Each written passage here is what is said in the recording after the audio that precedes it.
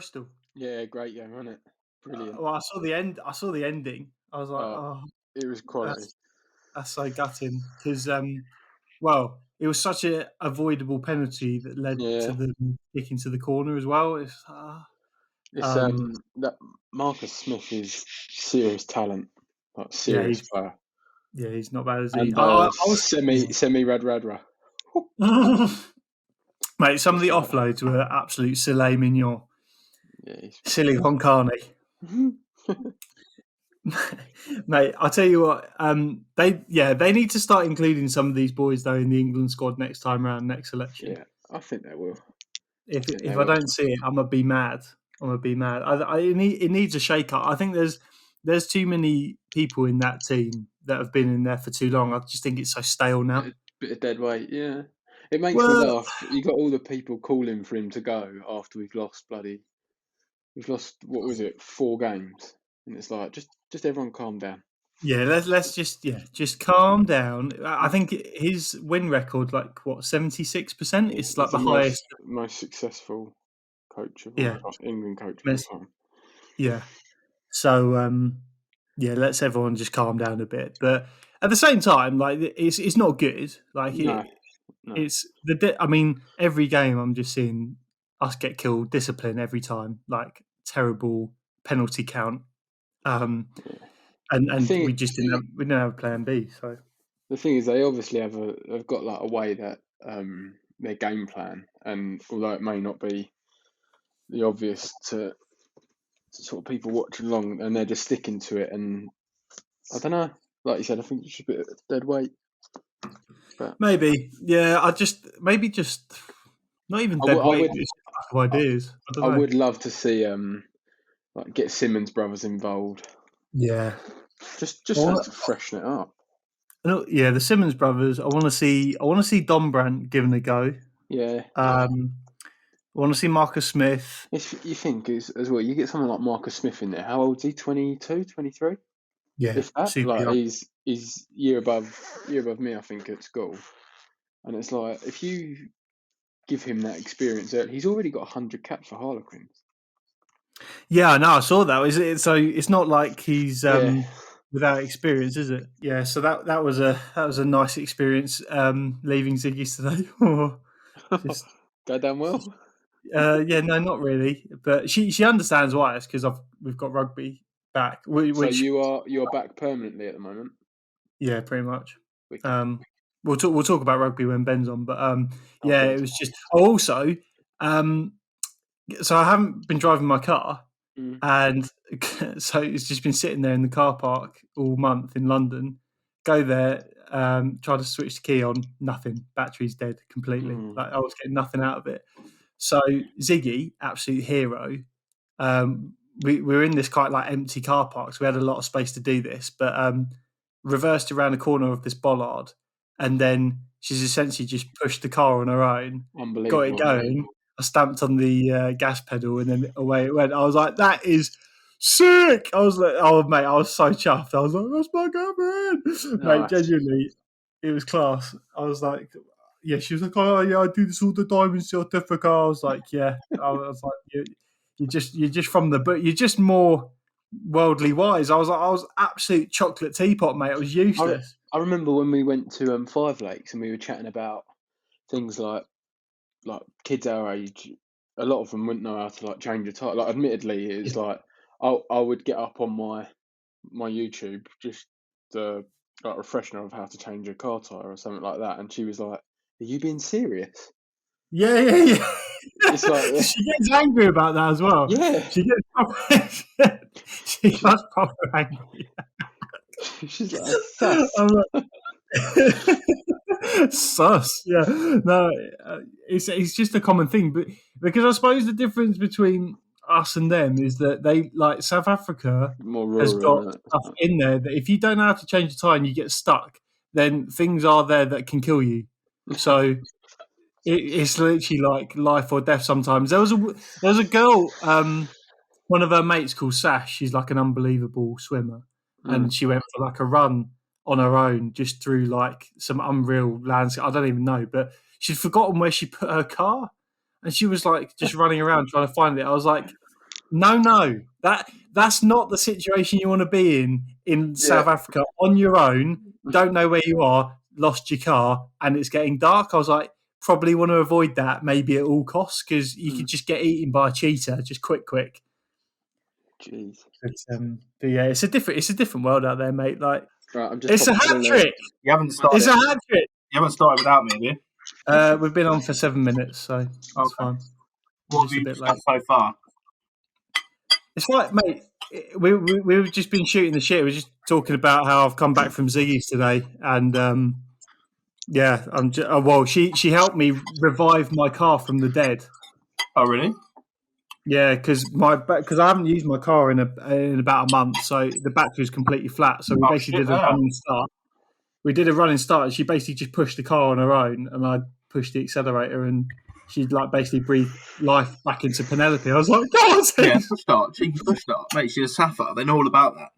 Yeah, they know the drill. They know the drill. Are we waiting for Ben to finish and then start? I'll be honest, boys. You know me. I've just had a full bowl of chili con carne and rice in about 7 seconds, so I'm actually done. Mate, you're just operating on a different level these days, Benny boy. Look, I'm already late. I'll be honest as well. The reason I'm late is because me and Dad were dancing to old school tunes in the kitchen whilst he was making dinner. I do apologise.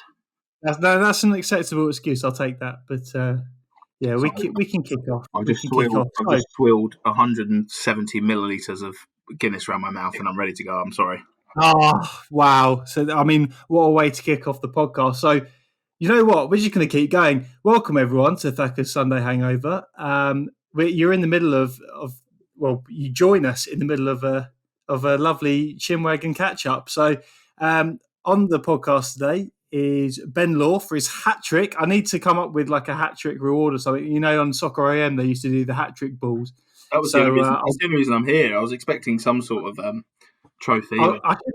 I should have sorted you out like a beer 50D package or something before. That's rubbish for me, isn't it? What a rubbish host. And then taking his podcast virginity, Oswald Popey. Hello, mate. How are we? Yeah, all good, thanks, bud. All good, getting by. Good. Like everyone else. Good. What's been new in your respective lives recently? Benny Law, I see you've been just knocking out 10Ks for fun, just putting us all to shame. Is it running from my problems every day? No, good. Yeah, life's good for you at the minute. I'm seeing a lot of positivity. You know, social life's back on the way. You know, you're going on cheeky dates of the weekend or date. Distance walking. Yeah. To be fair, I don't. Me and Popey are in the same boat here, where we're not actually having to date new people under this like shite restriction of lockdown, because I've seen so many people like go on walking dates. I mean, I can't think of anything worse personally as a 115 kilo bloke trying to walk 10Ks and still have conversation. I'll tell you what, the fact of your two worst things is exercise and human interaction. So that's a walking date. Whoa. Whoa! Look, I know I shouldn't have let you on my Strava tracking my 5K times, bastard. Mate, lots of kudos every time. Kudos from me. No, negative kudos. What about you, Popey? What's been going on recently? Not a lot, to be honest, mate. Been furloughed from work, so have spent a lot of time at home. Lots of dog walks and hitting golf balls into the golf net in the garden, which I'm sure the neighbours are just really staring at a blank wall, waiting for rugby season to start again. Yeah, near enough. Just watching any sport that's on TV and trying to get out the house and run about as much as possible. But yeah, not too bad, mate. Looking forward to rugby starting again next couple of weeks. Yes, mate, which is obviously coming up on Tuesday. Very exciting. I know we're both buzzing about it. Benny Law, I think, is still unsigned for the new season, though. So, any update on that, Ben? Or are you becoming a professional marathon runner now? I don't know. Some conversations to be had. I don't know. I'm more looking forward to the social side, to be honest. Just there at the club, watching a match will be more than enough to begin with, and then we'll see how we go. But yeah, show your face. then the female obviously uptake in ticket sales goes up drastically. The club make you offer you can't refuse. Is that pretty much? I don't know if they've got any knowledge of rugby. I'm pretty buggered. Some more than average skills on show, but yeah. I was going to say, with your running now, are you trying to transition to a 9, or are you? I don't know. Are you playing 7? Are you utility back? Back row last year. You're getting about the park now, surely, with these 10K. Oh, by the way, what gives you the right to be running a sub 4-minute K on a 5K? Get in the bin. Yeah, well, that's it. That's the transition. Considering a year and a half ago, it was in the front row. It's been a year of transition, I guess. Yeah, okay. Well, you might want to be a bit more specific. You might want to be a bit more specific. Yeah, everything is still in working order. Right. Okay. Cool. Because there's many definitions of transition these days, as I'm sure you're aware. So. 2021, we might have to be a little bit more specific, but no. Yeah. Speaking of the Rugger Buggers, I didn't actually catch the game last night. I'm sure one of you did and can fill me in. I saw the last play, but how good? Six Nations. Yeah, it's been pretty decent this year, isn't it? Full of drama, and I think what was the game the other week? Wales-France. That was mate. Oh my rugby. Oh my jouet. Been touted as one of the greatest games ever. It was a good watch, mate. I enjoyed it. Yeah, I enjoyed it, man. I was to be fair, I was kind of glad that Wales won in the end, although that France squad won incredibly sexy, just in terms of the way they play, but also the men on the pitch. I mean, human spectacles. But they play some great rugby, didn't they? Just check it about. I think that's the thing at the moment. I feel like there's so much that the English game can learn from that, because I'm seeing the Super Rugby at the minute. They just love flinging it about. Try something, doesn't come off. Okay, doesn't matter. On to the next job. Whereas England are just still persisting with that attritional. Not necessarily the England rugby team, but just English rugby in general. We'll take it round the corner. We'll bosh it up. I don't know. Doesn't seem as interesting. I'm kind of switching off a bit. I'm absolutely addicted to Super Rugby at the minute. It's class. I think it goes off of Eddie saying that if you can control 50 minutes of the game, you end up winning it. Is essentially his sort of philosophy in it. But yeah, I'd agree with you. It's nice to see the French and the Irish playing, and they do really well to give that extra pass and just chuck the ball about, as you said. It's been good. Yeah. I think it's it goes to. I think this links into what we're going to talk about, which is the main topic of today. But it's kind of what do you go with? What that ethos in terms of the way you want your team to play?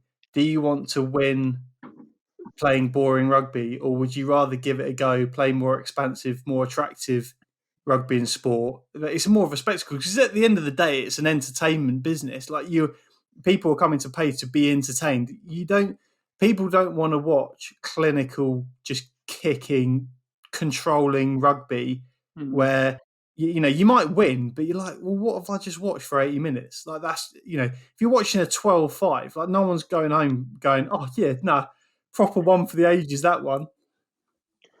No, it's like you said, it's a balance between. I'm not too sure how I feel about that. I think it's the competitiveness, though, isn't it? As a competition standpoint, it's become the thing of like who actually cares. It's like who gets that dub at the end of the day. I think that's what then gives you more. Well, I guess a bigger victory in the long run, doesn't it? I think it's a case of win however you win, and once you have done, it's like the game's forgotten about. That's it. The result's done. So I don't think a lot of teams care now. It's just I'm giving an early shout for next World Cup. I'm going to say in France. I think wouldn't be a bad little bet to put France as winners on it. Mate, if they can maintain that squad and continue the sort of form that they've been showing, I think they're for a really good shout of it. Yeah, I think so. New Zealand are always going to be there or thereabouts because the talent is just. I don't know if you guys have been watching Super Rugby, but my rugby is just unbelievable. But Richie Mo'unga, what a player! Yeah, what a player! Yeah, we can only dream. But yeah, obviously, so we've got rugby starting up next Tuesday.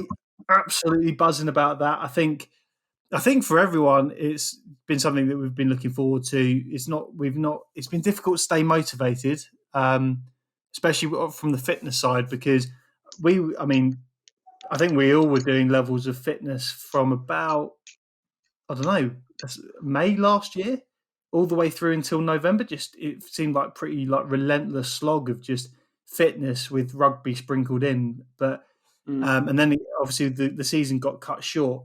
So I think in terms of keeping up with the fitness, I think we're all just a bit tired of it, and we're thinking, well, until we know a date that rugby's coming back, probably just going to focus on other bits and pieces that make me happy rather than running Broncos until my legs fall off.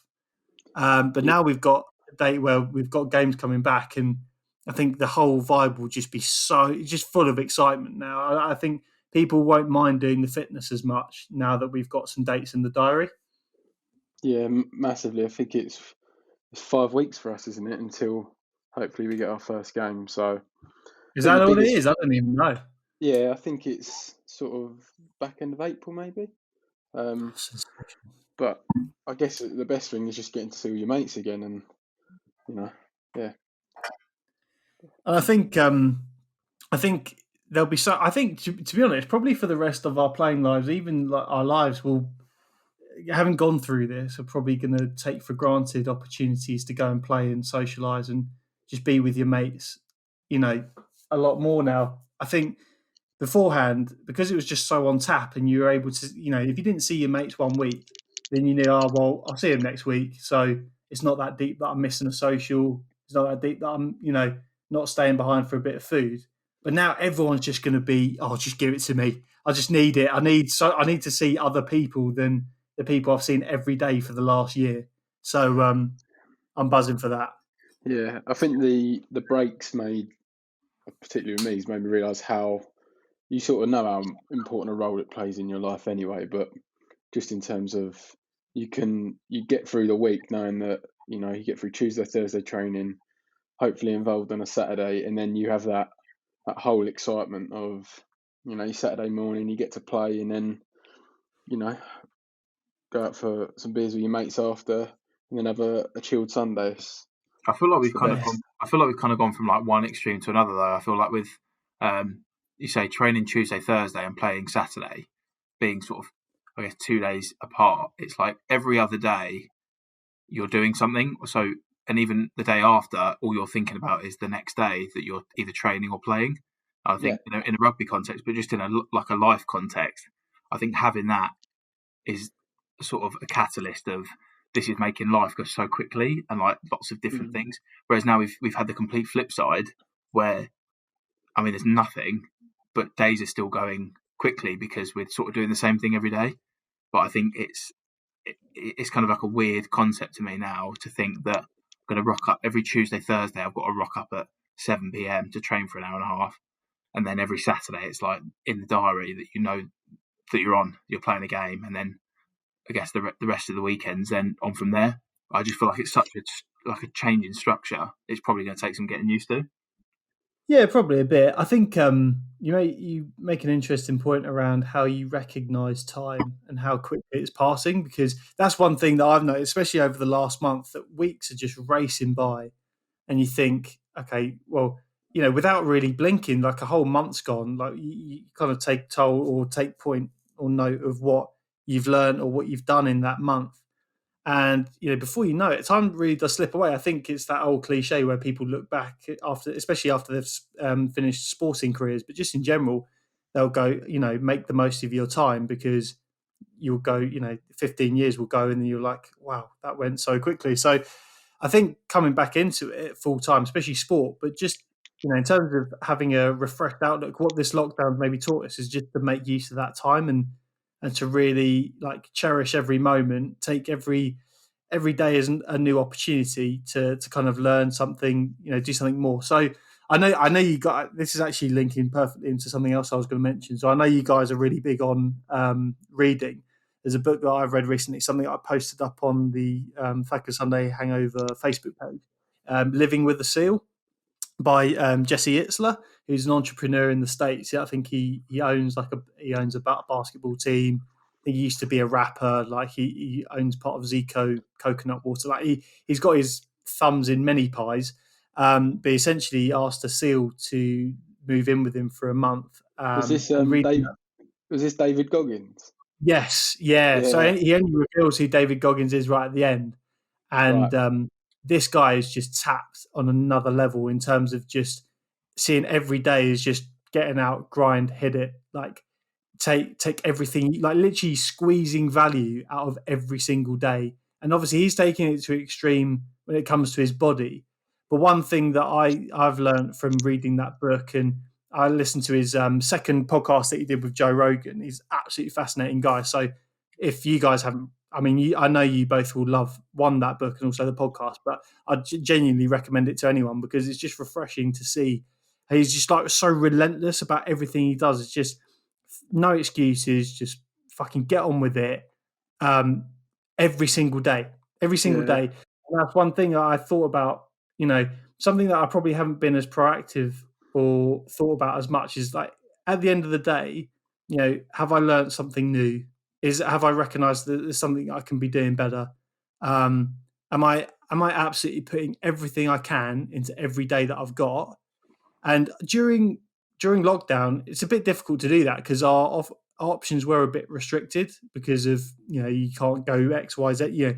Being able to exercise once a day, not being able to go into public, not being able to see other people, all of this kind of stuff. So we've had to be creative. But I took big learnings away from what I've just read about and stuff like that. So I'm just bought myself a journal. So like literally at the end of the day, I can go, what have I learned?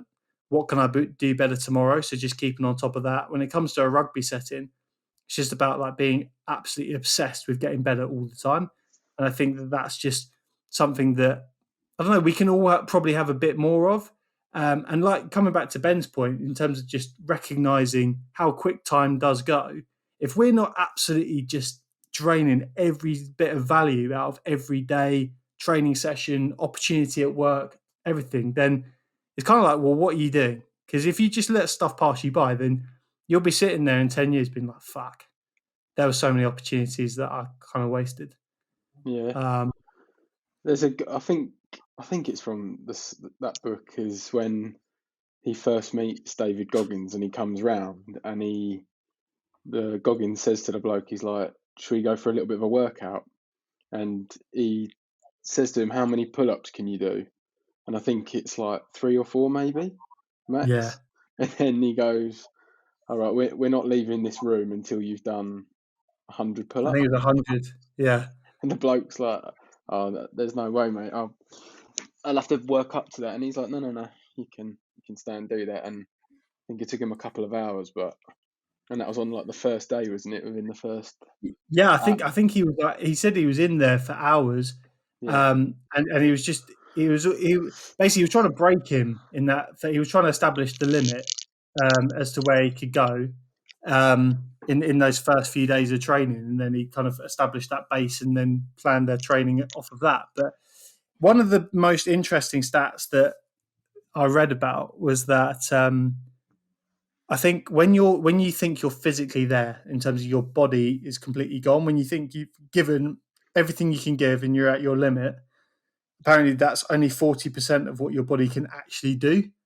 So it's just about them finding like that untapped 60% where you can just push your body to where it hasn't been before. And the longer you spend in discomfort, which is what I think he was trying to push Jesse to do during that training program, like get him out of his comfort zone, get him out of, that getting him in the area for growth, then that was where the biggest improvements are going to be made. And I think he then started reflecting, like, despite it being horrible, despite it being so hard and some of the most like excruciatingly painful sessions he'd ever done, he saw tangible improvements after like 3 weeks. And he was like, this is unbelievable. So I think it's just we can all take. I don't know, Benny. What do you think? Like, I think, to be fair, I remember sending you a clip midweek, and it was very similar. I think you described it as he said that in a way that I did on the last podcast, but in a less BTEC Which, by the way, I did BTEC Sport, so I'm not hating on BTEC. It was great. Oh, mate, never. But, no. Yeah, it's just the whole premise of like mind over matter, isn't it? I guess the sort of the dial goes either one way or the other, where you're someone that can be accountable for their own life and own decisions and take control of that and do something about it. Or I feel like on the other end of the spectrum, I do feel like people will constantly sort of make excuses and find any other reason why they can't just do it. And the reason I quite like that is because on self-analysis, I've been on very much both ends of the spectrum, and I do think it always moves, but I do feel like it moves, a certain amount for certain people. I feel like some people are very, very quick. Like I used to be very quick to find an excuse of why can't I do something, and find a reason why it's not happening, as opposed to, like, say, someone like Goggins who will be like, that's absolute bullshit. Like everything you're saying, anything feasible, anything possible can be done. You just got to basically stop being a bitch about it and do it till it's done, kind of thing. And it's like what you said about your rugby and committing yourself and wanting to get better.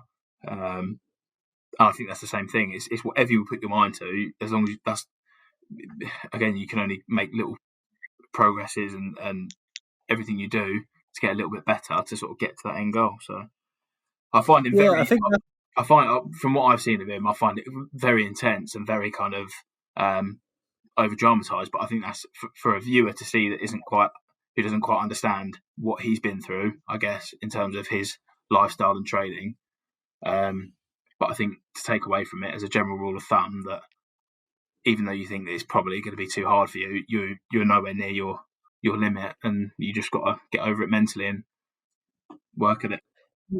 Yeah, I think the way that he comes across is, like you say, it's super intense. I think that's just because of where he's come from. But I think every time you hear about him or hear from him on a platform, it's very forced because he's a self-confessed introvert. So I think he's having to force himself so outside the comfort zone in terms of being, I don't know, relatable to people. Because I don't think he wants to be relatable to people. He just does him. And then other people are like, oh, I like what you're doing. Like, I want to be like you, teach me. And I think he was maybe reluctant at first to go, okay. But I think he's now accepted that people can learn a lot from him. But yeah, that excuses thing is massive because to be honest, and this is something that, I'm happy to accept now, but up to probably this point in life, I was probably too easy to accept or to provide excuses. He was talking about stuff like recovery days.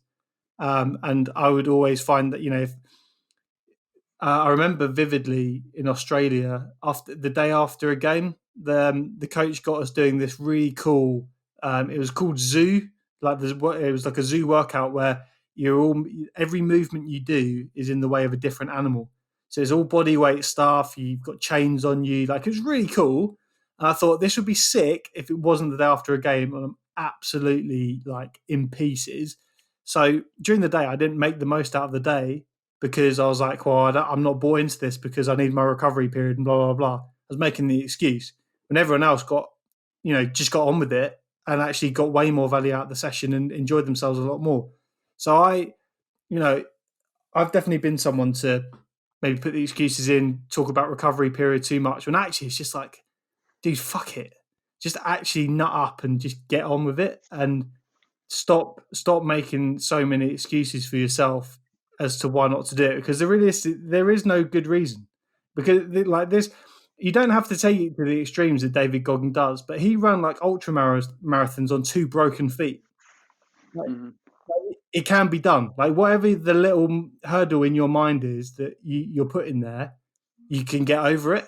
And I think that's the biggest thing, is training your mind to think that way. That's the biggest challenge, is actually getting your mind to a position where you're so resilient that, and also being able to overcome fears, because your mind has control over you in that way. It knows your innermost fears and what you don't want. I think you've got to make sure that it's relative to who you are and what you're doing. Because I think, that's why I think you need to, this comes back into, like, you need to be in your own lane and understand yourself as a person. So if I'm, scrolling through whatever I'm scrolling and I see that Goggins video where he's just done his 14th mile in like 7 minutes, and he's saying how much of a bitch I am because I haven't done that today. It's like, yeah, but get where he's coming from, but also just make it relative to like where you're at. It's for sure. Like goal setting, set little goals. And I think that's where people get a bit misconstrued. Like I say, I have been before with people like that will kind of say how fucking easy as it is. Like, whilst he's got 100 kilograms strapped to him, whilst he's doing 100 pull-ups, like, make it relative to what you're doing. And it's great that you can do that, but I know I will never do that.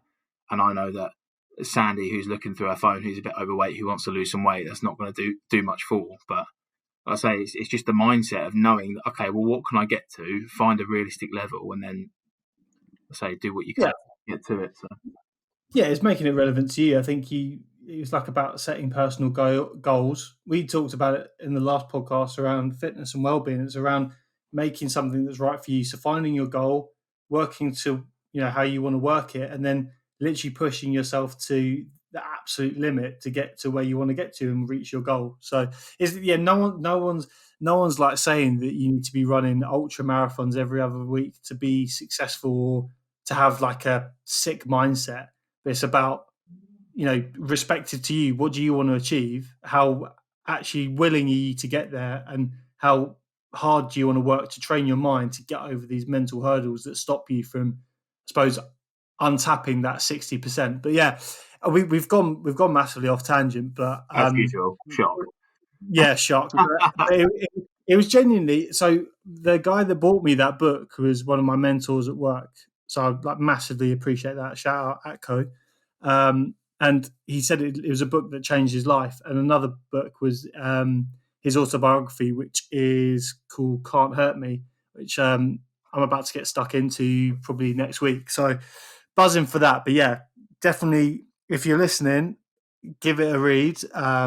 Living with Seal, because that was literally, it's changed my whole outlook on life and just how I'm approaching just literally every day, and just trying to kind of better myself, really. So no, I thought you guys would like that. I know you're big into your reading. Is there anything, whilst we're on this topic, anything you're reading at the moment, or anything you have read last 12 months? I know lockdown, we've had a lot of time. Anything you want to shout out and say is worth a read? I had Shoe Dog, because I want a Nike sponsorship. Apart from that, best book I've ever read. If anyone from Nike is hearing this, unbelievable. What a great brand. I'd love to represent. Thank you. You're honestly, you're such a slut. Like, you're like James Haskell, like that mentality where no. Sorry, Popey, I didn't interrupt you. That's a common one, though. Shoe Dog's a common one, but I've heard very good things about that. So that's definitely on the agenda. What about you, Popey? The big one for me was the 5 a.m. Club by Robin Sharma.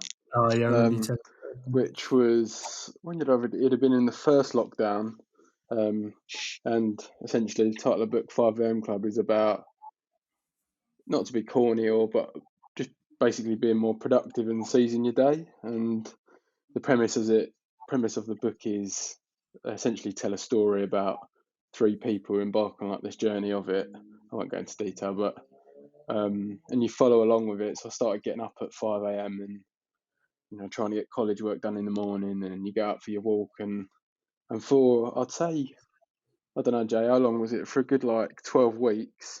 Yep. I stuck to it and I felt a lot better for it, and so maybe chilled out quite a bit, and was far more productive. And then I think when it started to get a little bit darker in the mornings and a little bit colder, I did sort of slope off a little bit, but no, There's also other things happening in your life, though, where it didn't, sometimes that stuff's, again, it's like about working out what works for you. But I did, during that time, every time I spoke to you, you were definitely a lot more positive, although intuitively you're thinking, well, he's getting less sleep, or having to compromise at some point in your day in order to wake up at 5 a.m.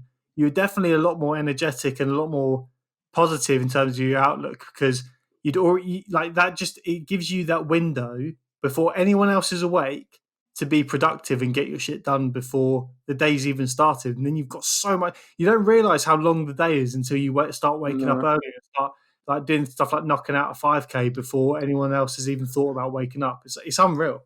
I have always been someone who's like chief procrastinator, and I usually I'll put something off because either I'm worried that I'm not going to do well in it, or I'm sort of too scared to give it a go. And with that, I found that, you know, if you'd have said to me like getting up and doing your college work at 5:15 in the morning, I'd have said jog on. But I gave it a go and I really enjoyed it. And I remember in the summer speaking with Georgie Cullen about it, and I think he'd read part of it as well and acknowledged it was a decent read. And yeah, I did really enjoy it. And I think my family and Izzy noticed that I was feeling in a better mental space, and yeah, good book, mate. No, I definitely think there's lessons from it. And even if it's not necessarily waking up at 5 a.m. on the dot, there'll be, I'm yet to read that, by the way, but from everything you've told me about it, it's definitely on the list. Honestly, I read way too slowly. I need to put more effort into putting more energy towards that and less towards bloody FIFA or just shite. But yeah, man, that's interesting. But yeah, so thank you both for that. I enjoyed that that massive tangent that we've just gone on. But on to the real topic of today's discussion. In sport, one of the most heated debates that you can have amongst friends, pundits, sportsmen alike is who is the greatest of all time. Now, I asked the guys to go away and do a little bit of kind of I suppose, research on who they believe to be the greatest of all time, specifically around rugby and football, because I think those are sports that we probably know the most about. And then we'll try and put forward who we think the greatest of all time in terms of all sport is. And I think there are the usuals in terms of the obvious candidates, which they're obvious for a reason, so we can kind of discuss them. I think it's probably worth starting off like, how do we define a GOAT? How do we define what is the greatest of all time? So I looked it up, and it's someone who dominates in stats, moments, and trophies or championships. Are we happy with that definition, or is there anything you want to add? Yeah, I think that encompasses it pretty well. General outlook, like just attitude, swagger off the pitch. Like, I don't know if sometimes that comes into people's discussions because, like, I feel like if we were talking about football, like Maradona, for instance, like in the stats realm, he's like nowhere near the level of Messi, Ronaldo, Pele. But in terms of just general, the whole package, everything you got with Maradona, yeah, people just loved the story. Did you guys watch the documentary on him? No, I caught the trailer for it. No, but unreal. Yeah, definitely worth a watch because I think it gives a lot of context to his life and why he ended up being the way he was and what led to kind of the coke addiction and stuff. He was like in the pocket of the mafia in Napoli, like all of this. Like it was a nut story. Genuinely, you can't write movies like the life he had. It's genuinely unbelievable. So definitely worth a watch. But yeah, I was just wondering in terms of how we quantify or how we define a GOAT. It's literally just stripping it down: stats, trophies, and championships, and then the iconic moments that they'll always be remembered for. So I don't know. Should we start with rugby? Happy to start with ruggers? Yeah, mate. Take it away. So this is probably, I don't know. Actually, do you know what? We probably should have confirmed who everyone submitted before, but I think it's probably pretty obvious who I was going to submit. So this guy had 148 caps for his country, scoring 135 points, 27 tries. Is Mr. Richie McCaw, who I always idolised all the way through, like growing up. I still do, to be honest, because he's the boy. Won 2 World Cups as a captain. If you want me to go through it all, I will go through it all because I've literally got pages of notes on this guy. So Made his debut in 2001. I think he won Man of the Match the first match because of his ridiculous impact. Then became All Black regular, cemented his place through just his general unbelievable ability. For me, probably the best player over the ball in terms of being able to steal the ball and his ability to bend the rules ever. He's just, in terms of his ability to read stuff on the fly, incredible. He also, as a leader and a captain, he spoke to the refs in a way that always got them on side. So he was just, in terms of that, someone that you needed as a leader, someone that always knew exactly what to say and when. And, he's putting his arm around the ref to get him on side. So he always got the rub of the green. I mean, players now that used to play with him always say he was the best cheat because he knew exactly how to get away with things and how to get the refs on side.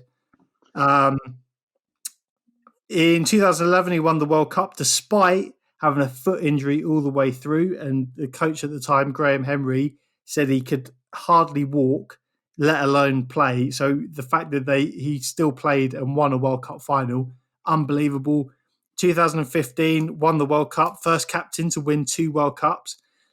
The things that stand out for me, I remember going to watch a game in the 2015 World Cup. It was at Wembley, New Zealand, Argentina. And just the pure stature of the bloke, the just presence that he carried, you could tell that everyone kind of everything centered around him. It was just his general aura. And that game, he had an absolutely ridiculous game. I mean, I can't remember how many steals he made and, all the kind of nitty gritty of it. But I remember just him walking off the field and I was like, well, I think he actually might have got a yellow card that game. But I just remember him having, shock. I remember him having such an impact on the game. And I think most players in time will, you think about every single sports person, every single player, at some point in their career, even multiple games, they will have games where some people will probably not notice them on the field. Probably people might miss them or whatever. With Richie McCaw, I don't think there was one game that you could have said, I didn't know Richie McCaw was playing. Because he just made that impact and game-changing plays every single time. He has 22 winners' medals in all of club rugby and international rugby. And he's just been awarded the Athlete of the Decade in New Zealand as of, I think, last week. Nice. Thoughts? That's a lot. He's pretty much a legend, isn't he? Yeah. Shall we? Is that it done then? That's that argument over. We're moving on from the. I think just my little point is when rugby is. I feel like when you revert it back to football, there's lots of positions, and you've got specific players that are prevalent in their positions and become legends. Often, the biggest players in football are those that are forwards or strikers, the ones that are scoring those memorable goals. Less than, say, a left-back going to make a memorable tackle, or maybe up there is like a goalkeeper making a world-class save. But I think in terms of the rugby community and what an out-and-out rugby fan would at least acknowledge or understand is someone in his position on the field as a back rower and also a captain. I think you don't need a lot of rugby knowledge to understand quite what he kind of did for the game. I think that sort of alludes back to what you were saying, James, in terms of impact in every game. And he sort of epitomised rugby, bashed up face, stocky lad, but just an absolute engine and a proper gentleman. But I would hate to see him in the back of an alley. He was just an ugly bloke that just did everything. He's epitomised, I guess, professional. He sort of covered all bases, didn't he? He was the dude. Did you ever see that Beats advert that he was in? Yeah, great advert. World Cup one. Yeah. Wicked. What was he doing? Smashing him against his head or something? No, he's just running up. He's just eating a pair of headphones. Just running up mountains with these headphones on, just being an all-round unit. And I don't know, he's just he had this. I think he just kept the same process. He was quite a simple guy in terms of what his process was. I think he was also very into his psychology. I think he was one of the first out of that era of players coming through out of the professional game to really start thinking about psychology and its link to sport. I remember listening to the Good, the Bad, and the Rugby podcast with Dan Carter on recently. By the way, unbelievable podcast.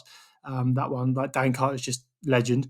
But he was talking about back in the day, if you went to your teammates and said, "Oh, I've gone to see the sports psychologist," they're all looking at you like, "Oh, is there something wrong with this guy? Like, do I need to be worried about you? Are you going to like suddenly flip out? Like, start asking questions of them?" But actually, he thought, "No, I'm gonna break it down on a psychological level, see how I can get better every single day to that granularity." And I think he was one of the people that started it really in New Zealand, especially where New Zealand has such a unique culture anyway as to how they approach that kind of conversation. So, no, I found that really interesting.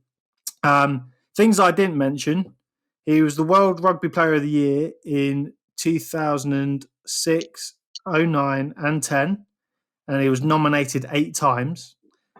And not that this is rugby related, but it's just cool anyway. He's now competing in, or he's just competed in, a 666 kilometre race through the wilderness over like, I can't remember how many days. It's 365 kilometres of mountain biking, 140 of, I think, paddling, and 190, I don't know if that adds up, of trekking with very minimal sleep over those days. I mean, the bloke is just wired differently. He's a monster. Yeah, I'm happy to agree with Richie McCaw being number one. That's don't think there's any arguments there.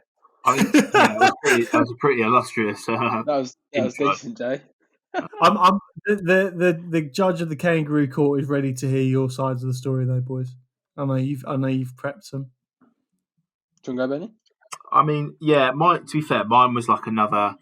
I've gone slightly less statistical, and I've gone slightly more sort of romantic or sentimental in my approach, just because this will obviously be a bit more to me, but it's another Kiwi, and I don't think it'll be much of a surprise. It's Jonah Lomu.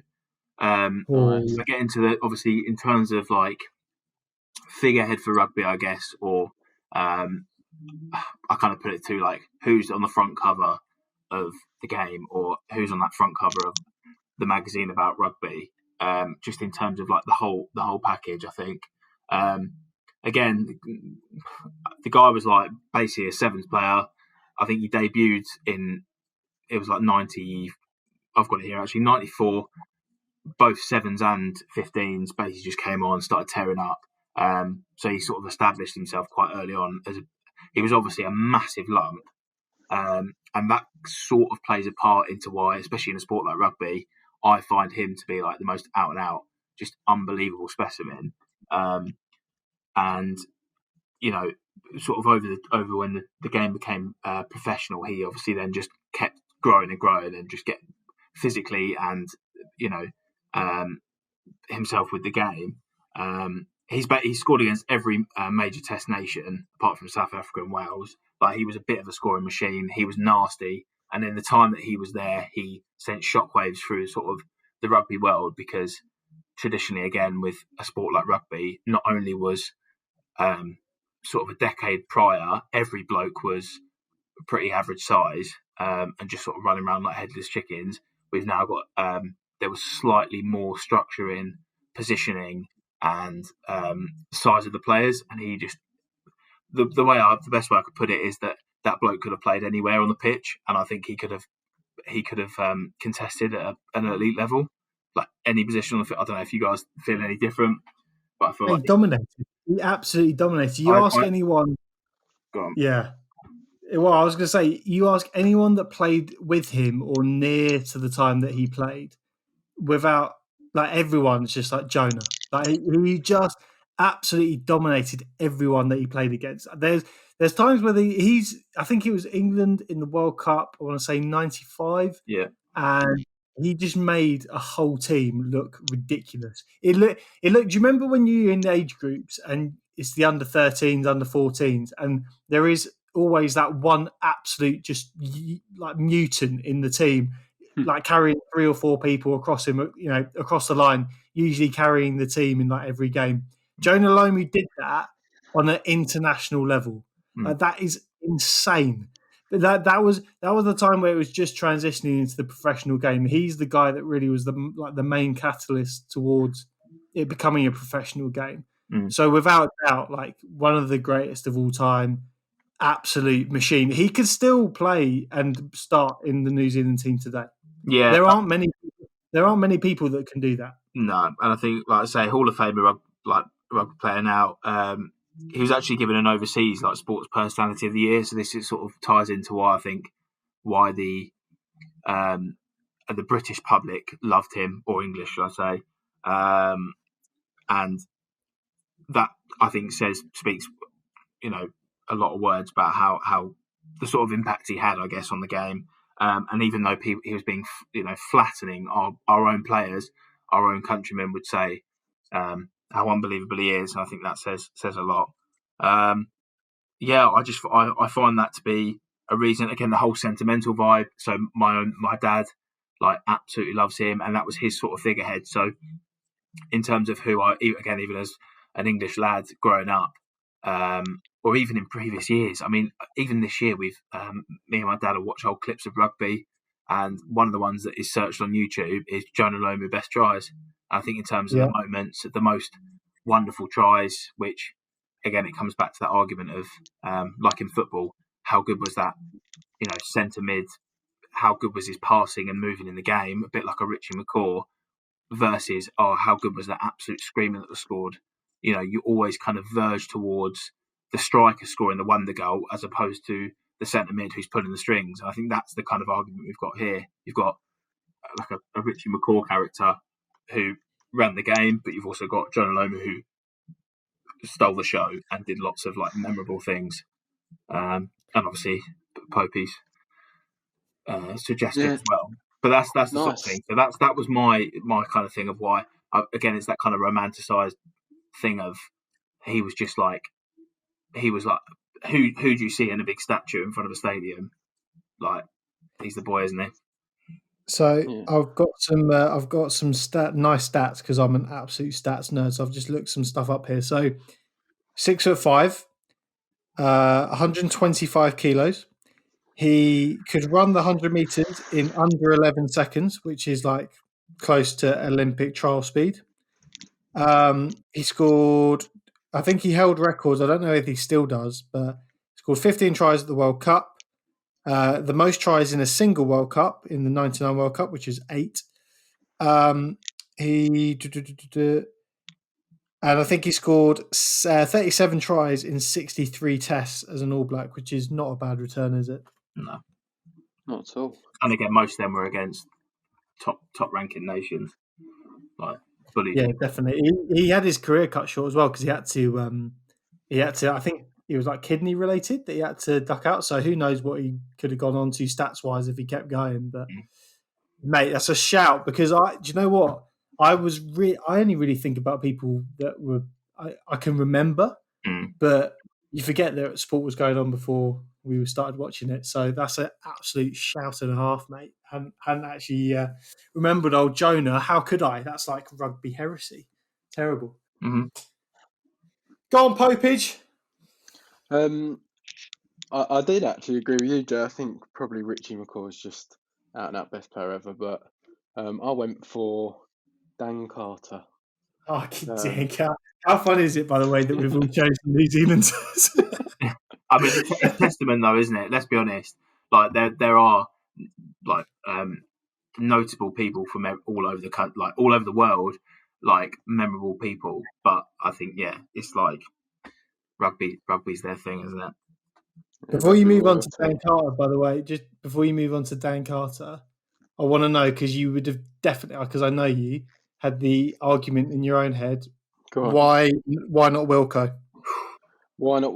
I just think with DC, just a complete player, and not that Wilkerson wasn't, but I just think, in terms of like catch, pass, kick, run, defend, I just think Carter edges it. He's probably had like a more illustrious career. I mean, to be completely honest, and I love Johnny.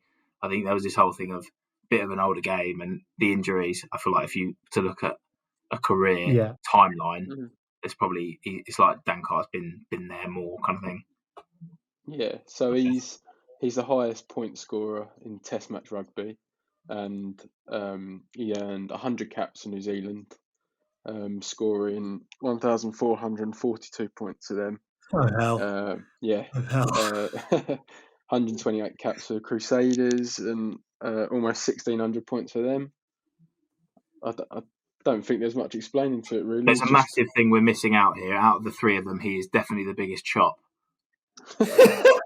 just based like poor Richie, like is a hunk. Let's be honest, but his face is mashed up. And obviously Lomu, rest in peace, is no longer with us. But yeah, that's obviously he's got to have some sort of BC's just the icon, isn't he? Can I just dissect what Ben just said? He said one out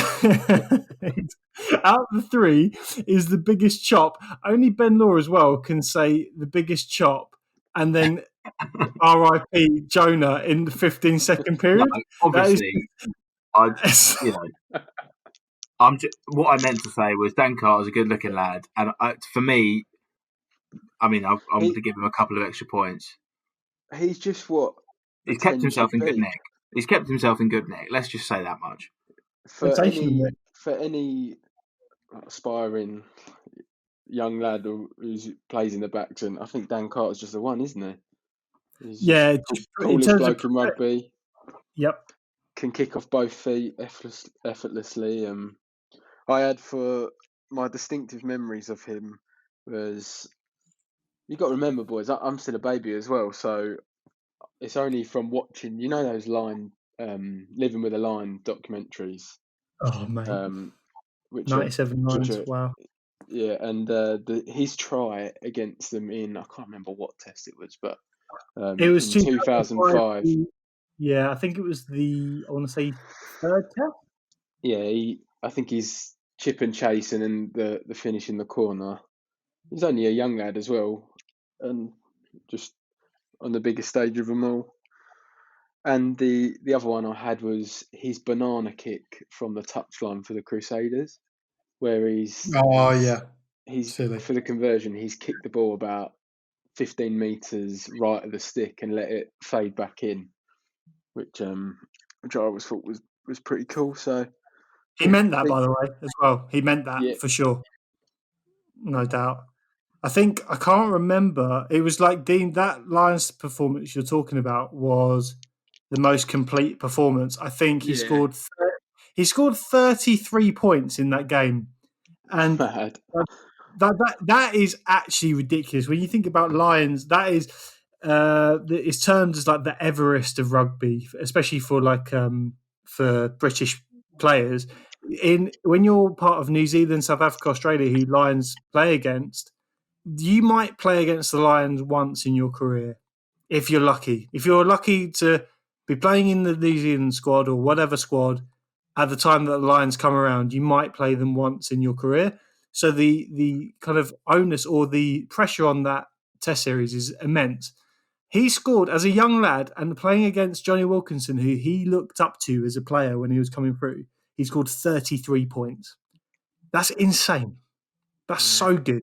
He is the dude. He, like you say, he's the coolest bloke in rugby, probably one of the most skillful and probably most clutch as well. I mean, Wilco with the right foot to win the World Cup. I mean, that's you can't really get much more clutch, but he just could do things and change games on a dime, on the regular, and he did. He did.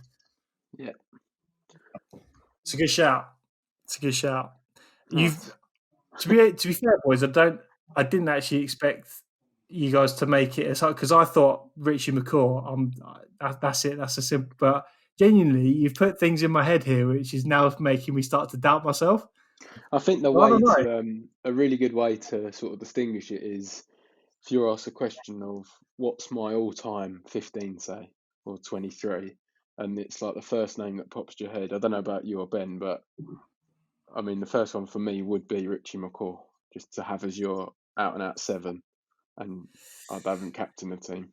So yeah, I think he'd get in most people's team of the. And you know what? I think Carter and Lomu probably get in there as well. That's why it's so hard to judge, isn't it? And I think that's why you've got to look. I mean, in their own right, in their own positions, they're obviously so good. It's like you've kind of got to almost try and find other ways what they've done out of rugby to kind of edge it. But so legends of the game. You're right. So I don't know how we want to settle this. Do we want to put it to a vote? No, I think I'm happy for McCaw if Ben is. I think so. If you talk wholesome rugbyness plus everything else, you probably came with the most facts. I can't deny. I wasn't ready for that, but that's all I'm coming with, mate. I'm spitting straight facts. But this is the other thing going forward as well. Like, this is why I guess these conversations are so hard, because to every person, like, you have that one memory that sticks in your brain, whether it's a particular player or a particular player at a certain point. Like, I mean, I think about this earlier. I was struggling, like, to think. So I was like, there's so many different, certain little times or times where I watched a certain player do something, score that try, or say Johnny kicking that drop goal. These things remain in my memory, like, and that's why it's so hard to just say to one of them, okay, they're the best. But yeah, that's true. I think actually, do you know what? Thinking about it, there's not too many times where there are really pivotal moments in where Richie McCaw's made an amazing turnover or scored a try. But for me, it was just, for him, it was the consistency as to how he performed excellently. Like the amount of time he spent at the very top of his game and just did not let off once. Like, he just stayed there.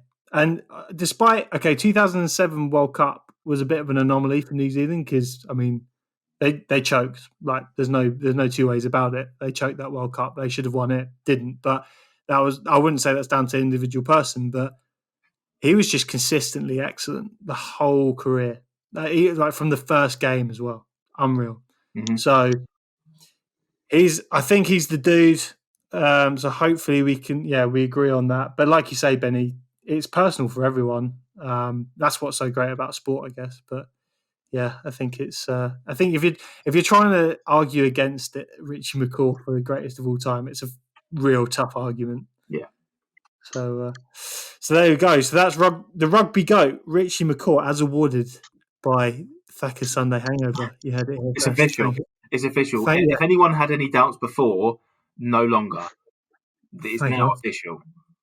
Yeah, there you go. I'll be sending him a letter in the post. That'll probably be burnt upon arrival. That now, I don't know. So I know you guys are big on rugby. Maybe less so on football. I know for Benny that's the case. But we can discuss. Do you know what? I'm gonna let you set the tone, and then we can go off. So I don't go complete overkill like I did with the rugby one. Full ball. Yeah, I feel like I can give a kind of slightly more one-dimensional thing. So this has come from someone that I trade, like West Ham fan, just because of family.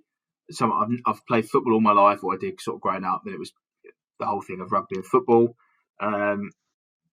I've never had the most extensive knowledge on footballers and whatever, but I like to think I like what I like and what I see in a particular player, and whether or not this is a definite obvious choice, or if it's not Roy Carroll for West Ham in goal, who was genuinely, I wanted to chuck that in there, because genuinely when I was a goalkeeper growing up, I don't know why, out of all the fucking players I could have chose, he was West Ham's keeper. Apart from that and Shaka Hislop, the best goalkeeping duo of all time in my memory.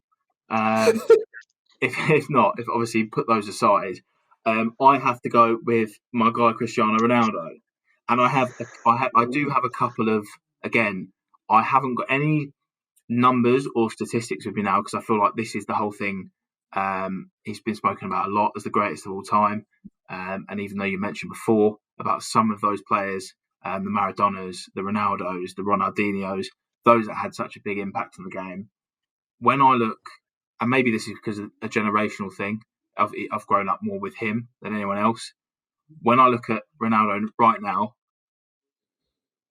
take away all the stats that are obviously there and obviously important, to me, in terms of impact on the game, in terms of fan knowledge, everyone knows who he is, in terms of general skill, in terms of a slight arrogance that I absolutely love, that he shows maybe more than some other candidates that might come to light. I feel like he is a complete professional in the game of football, and he's a tall-ish bloke with a great rig, which again for me is like, I see that and I say that looks like an athlete, and also someone that performs consistently at a very, very high level most of the time. Yeah, so I mean, realistically, when it comes down to football, there's maybe 4 footballers that are usually in the conversation. Ronaldo is one of them. There's an obvious reason for that. And for a lot of the reasons that you mentioned, that he's an absolute specimen. I don't know whether you guys watched that document or the study that they did with him on Sky Sports one time. Unbelievable as just an athlete, and how he's primed himself to be an absolute ridiculous nick. And I think they did studies where he's getting fitter with age. Every year, he's a bit fitter. He's unbelievable. There's no doubt in his ability. I don't have to hand the amount of trophies that he's won, but I know he's won silly amounts of Champions Leagues. He's won the Premier League with Man U. I'm sure he's won every domestic competition that he's played. He's also won, importantly, in a lot of people's eyes, which I see less so, but he's won an international trophy with Portugal in the Euros. I think it was in 2016, I want to say. Whereas his major rival, obviously, for this title in Messi, has not won an international title with Argentina. The biggest issue that I've got with Ronaldo is that he's just such a bellend. I can't get over the fact, like you say that he's got that cockiness, that arrogance about him, and that to a degree you have to have that mindset. One, if you're a striker, but also if you're an athlete performing at the top level and you're one of the best in the world. But it's his attitude just kills it for me. I remember seeing on countless occasions. I remember there's like a minute and a half long compilation of him throwing a strop because someone else has scored and he didn't.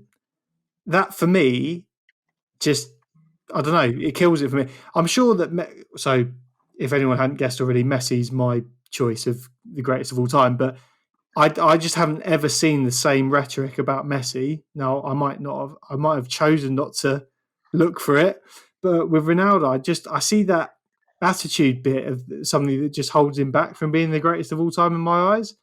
I don't know whether you guys disagree with that or not. I just think that it's just part of his makeup, isn't it? That's his.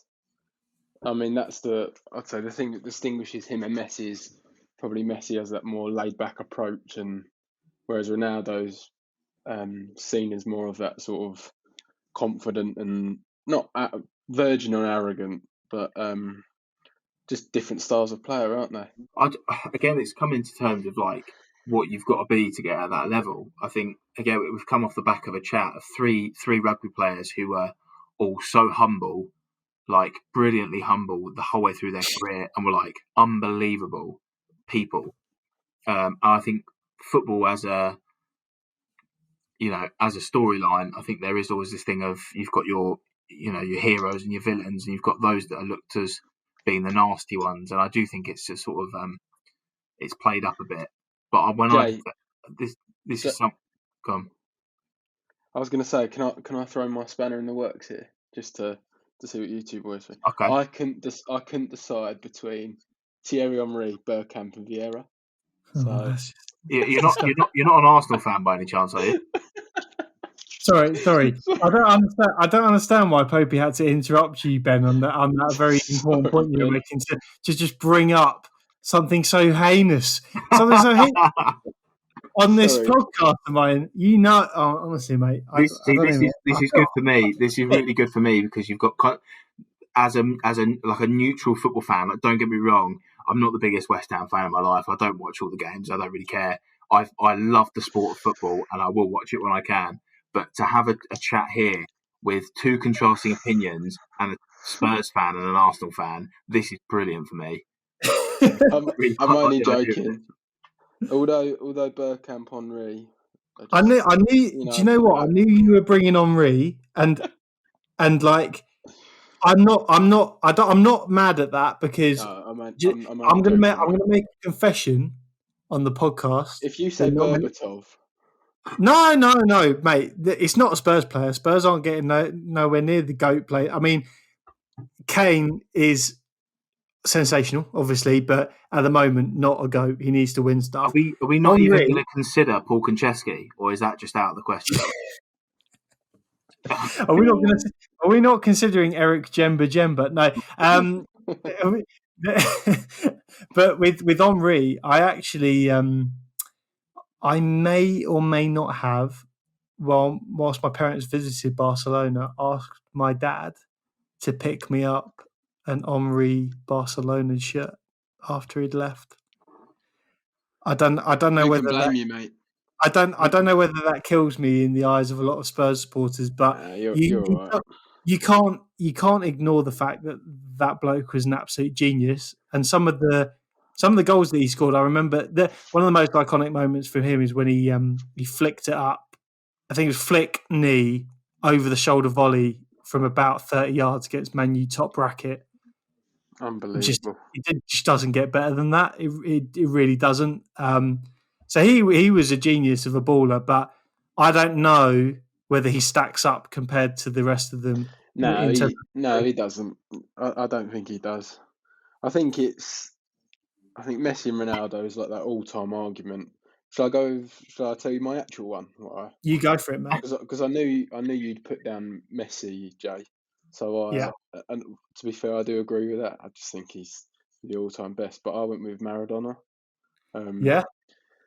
And I think just with the difference of him and Messi, just being the era of when they played, it's like how different the game was, and sort of how we discussed about him just being an iconic figure, and that who still is he sort of has that godlike status in or around the world, but in Argentina and even in places like Napoli and Barca, is it Boca Juniors was his main big club, wasn't it? I think it was Boca Juniors. Newell's Old Boys he played for in Argentina. Right, okay.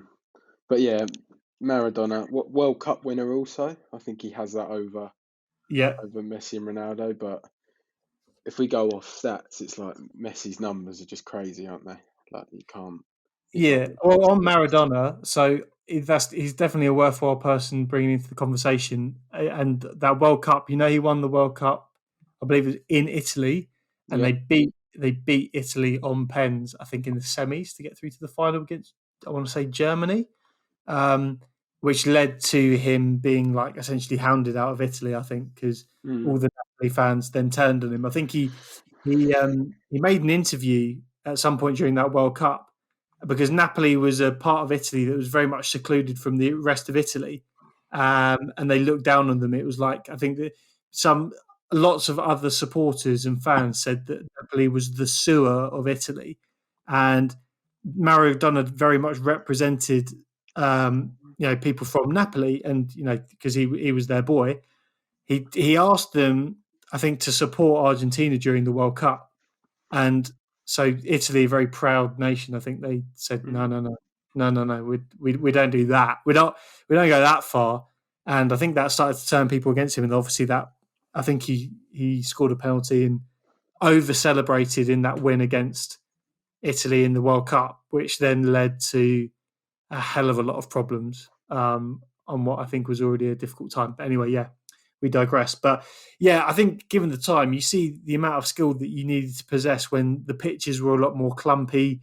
Yeah. You'll get kicked as well. Have you ever seen old footage from how footballers used to get kicked? Like, just every single touch of the ball, you're just getting smacked, like kicked down the back of the leg. You can't touch a player these days without them falling over. Not back then at all. You had to have a bit about you. You had to have a bit of street smart, and he had that in absolute abundance, and he still managed to make everything he did look so beautiful, similar to the way that Messi does. I think he's just someone as well with like heart on his sleeve. You can tell he just lives and breathes football. Like passionate and the cocaine. Passionate little Argentine, and I think his influence probably. I think Messi had said that was his idol growing up. So yeah, definitely. I mean, Argentina, like it would be, wouldn't it? Not a bad role model. Well, I say that role model. Yeah, probably not the right. Let's just say he was good at football. Yeah, I was going to say I bet he'd be good on the socials. But yeah, mate. This comes into it. Like you talk about impact on people. You've got a country that adored him, and like it was like he was, a mayor or a president of a country. Like he had that much power. Like, and that just shows how much impact someone can have. Like, well, it was the I can't think of what they're called, but the people at his funeral who took the selfies with his body. Yeah, and they ended up being killed, didn't they? Yep. Because it was that sort of lack of respect for him. So it just shows you like that sort of cult status he had of him being a legend. But we all agreed on Bergkamp then.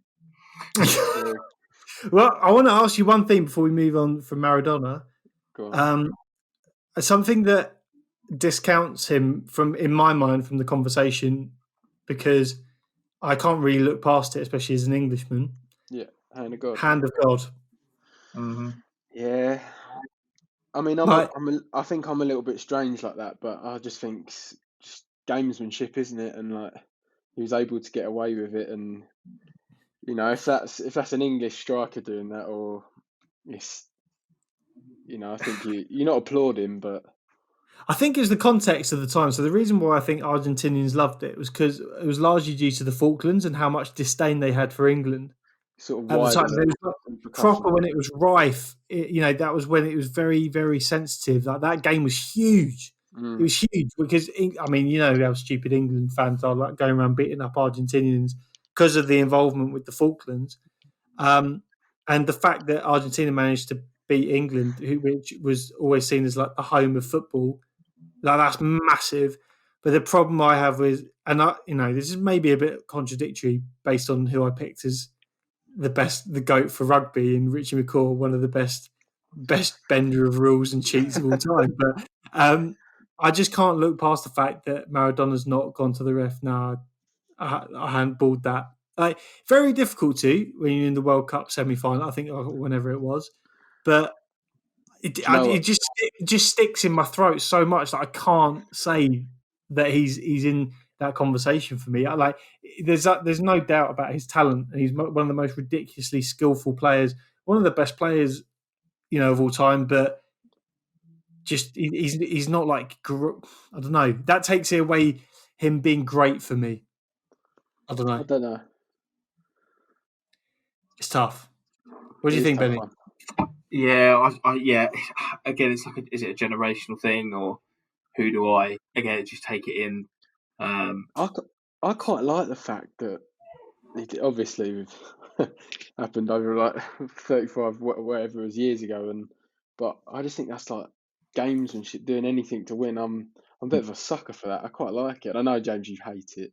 You absolutely hate it. I would do anything to win as long as it's not impacting someone else. So, like, if we're talking a rugby context, if it's doing something dark towards someone else physically, like, not okay.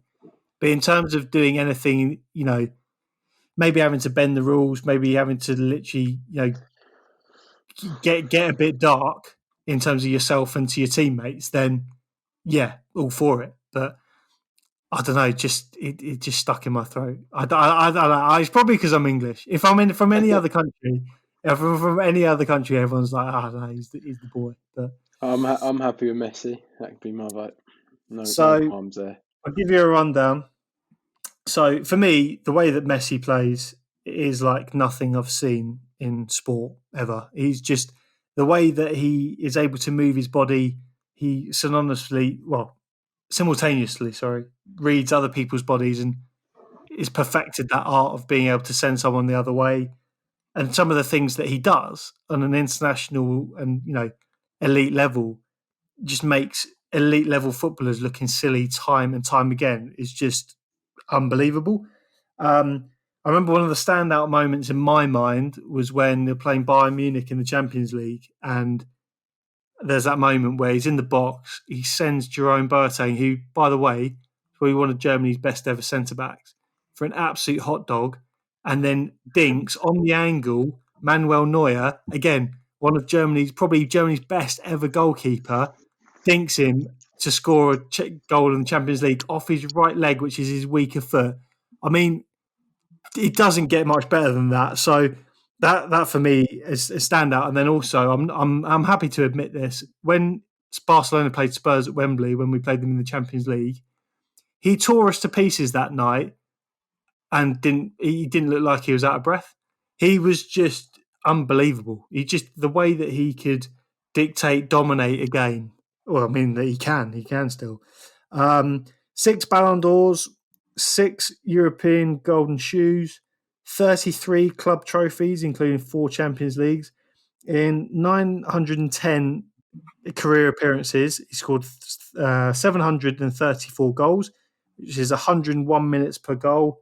And he's also got 309 assists. So compare that to Ronaldo, 770 goals in 1,055 games. That's 111 minutes per goal. Again, not bad. And I can't even read what I've written down there for his assist, but he's up in the 100. Do you know what? I think again, it always comes back to those two. I'm going to be that guy that says it. We're so lucky to have them both in a generation. I do think that is true. It's been quite nice to see them both sort of go at it. And actually, they haven't played each other much. I don't have the honest statistic, but they haven't met each other as many times as people would like, or sort of force it out. Obviously, if you're both going to go with that, just you say as all like statistics aside, and goals and golden boots and Ballon d'Ors, and I just think when I watch, it might be the same. This is why I can empathise with how when you watch Messi dribble through 3 players, is what I see as a sportsman. When I see him, Ronaldo, jump higher than any other player to head a ball or bicycle kick, or it's that kind of like that highlight play. It's the athleticism in it, and obviously Messi, a smaller bloke, they're just different players. But I think for me, and the other thing which was going to be my sort of big turning point was, maybe this is coming from someone who's maybe not as clued up on football as others will be, but to see that Ronaldo has done it in 3 different leagues now, and to quite a very, very decent standard, to say the least, in all 3, is why I think he's adaptable, and he is a clear professional. Whether he's a bit of a prick or not, I could not care less. So I think he is the utmost, and one of top sportsmen in the world. He's got to be up there in terms of like mentality, and just general professionalism. And whether he's a bit of a dickhead behind the scenes, then I guess I'll let him off for that. But yeah, that's just my fighting argument.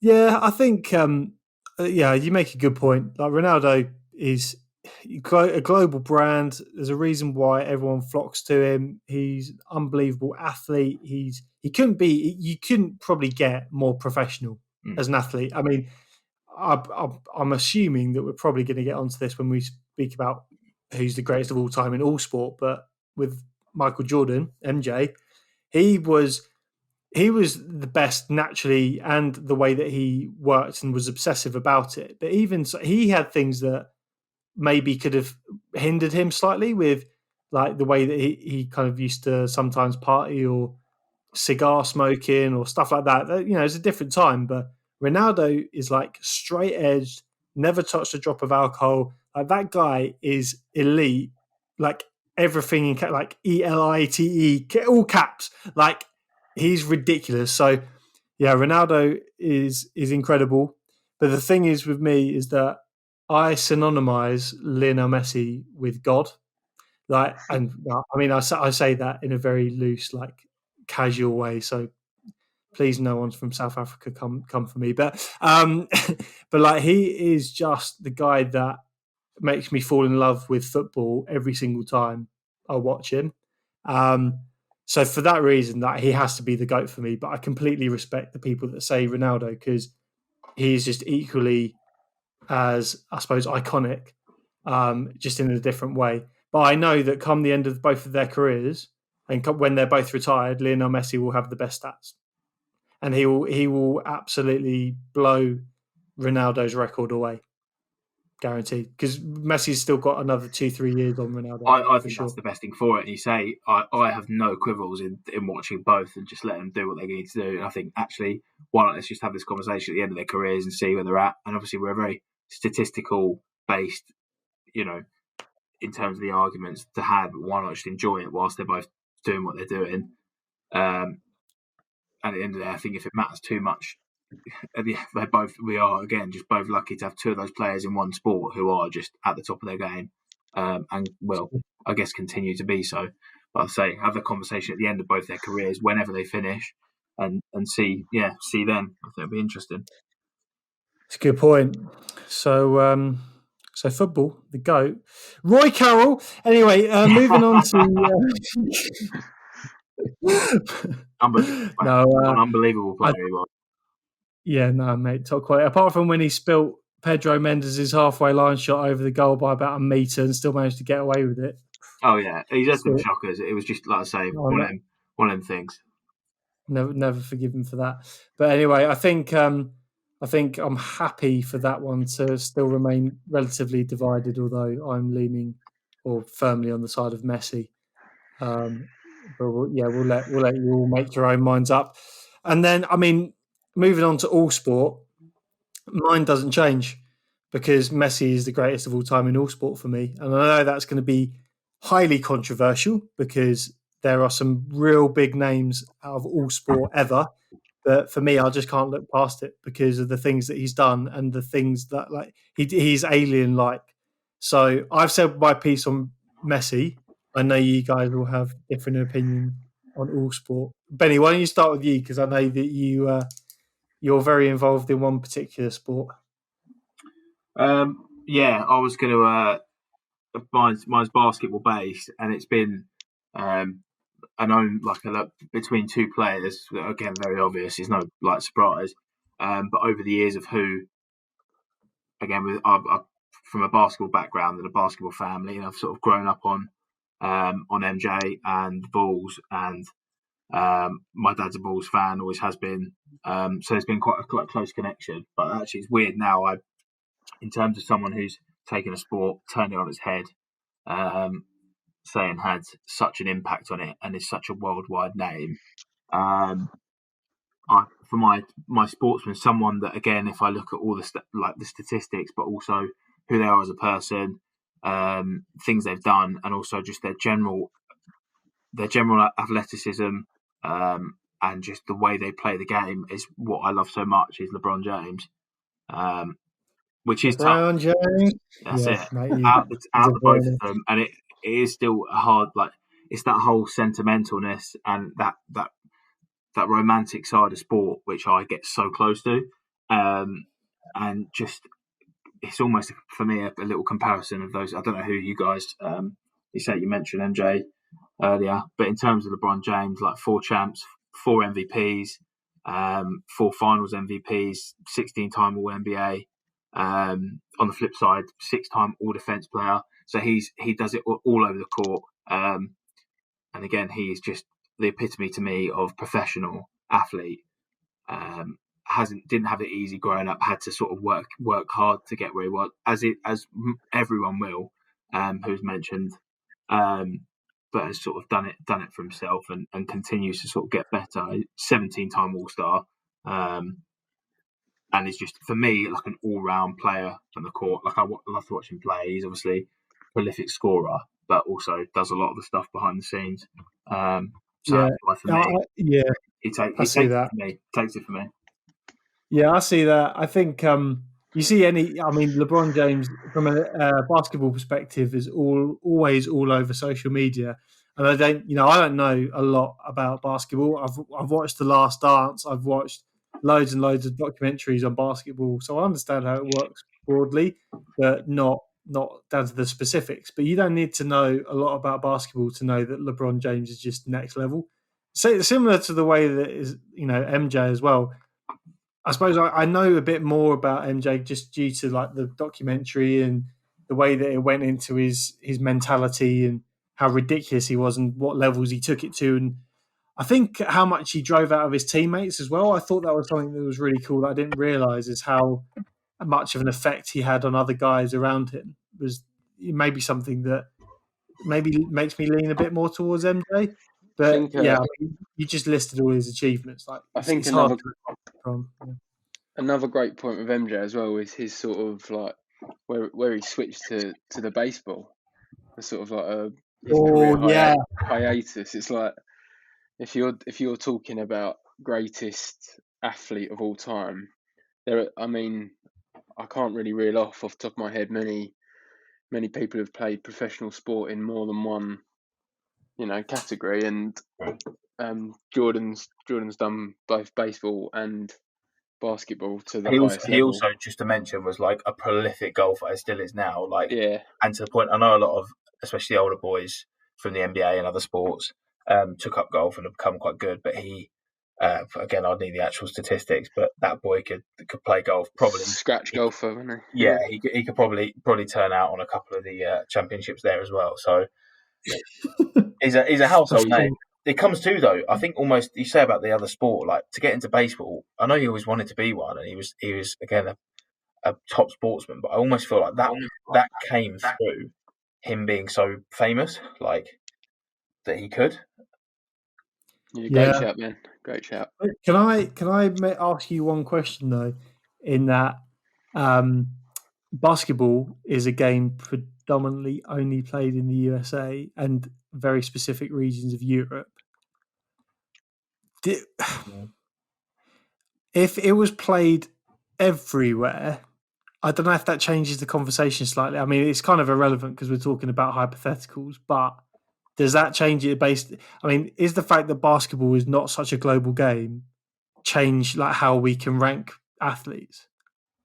Because it definitely does. For like the reason why I say that is because a lot of people, especially Americans, will say greatest athlete of all time is Tom Brady, but for me, I'm like, well, he doesn't even enter my head because I don't know. Like NFL is just literally America. That's it. So no one else has really a chance to compete at that elite level. And so if you're only I know America is like this ridiculous hub of talent for NFL, but you don't get to compete on an international level really. So I don't know whether that changes it or whether, you feel free to disagree with me, by the way, if I'm chatting rubbish. But I think it's maybe something to factor in. But I don't know. It's Michael Jordan, isn't it? It's Michael. Yeah, there's a reason why you're talking about like Maradona being an icon. Michael Jordan is the he's the icon. He's got obviously with his sponsorship deal with Nike and the Jordan and that franchise with the shoes and even that it's got that crossover with golf now, and you got people playing on tour wearing Jordan golf shoes, and so not only has he sort of manifested his presence over not only basketball, but it started to venture into golf, and there are American football shoes that have Jordan themed, and just from a fashion standpoint, he's probably had the biggest impact, I think, and you say across all sports. But I think that's maybe, what if you flip the question? If I had to pick one person if I had a list of 30 sports to play, and who's going to be the best at all of them collectively, which again isn't a great signifier of how great someone is at a sport, but I almost feel as a general sportsman, as someone who is prolific in everything he does, if you had to pick someone to do 30 different sports and be I would say an elite level at all of them, I feel like LeBron James could be that guy. To be fair, that's a good shout. I think Ronaldo's in a similar ilk as well, isn't he? Yeah. Although I don't know whether he's got as much robustness because MJ's an absolute. How tall is he? Like he's in like 6'3", 6'10", I want to say 6'11". Is that LeBron? So, yeah, between 6'6" and 6'10". LeBron. Yeah. So sorry. So if you were to put him on a rugby pitch, NFL, all of that, he'd probably hold his own. Whereas Ronaldo, I think, might break in the first collision with Tuolangi, which most people would, to be fair. But yeah, it's a good point. As it's something that I haven't really framed it in. But yeah, LeBron James is a very strong shout, mate. And so what? Sorry, we spoke a lot about MJ there. LeBron James was your choice, wasn't it? Yeah, that's what I'd say. Nice. Popey? I've got a bit more left. Well, I've picked 3 because I couldn't whittle down to one, and I've gone a bit more left field on one of them, and the other 2 are pretty standard household names. So I'll start off with. I actually went for Serena Williams. Yeah. I was just about to mention her. To be fair, and when you sent out the message, and I was having a look through sort of how I was going to measure what the greatest athlete of all time was. My biggest sort of decider was like the success, just measuring it in terms of silverware essentially.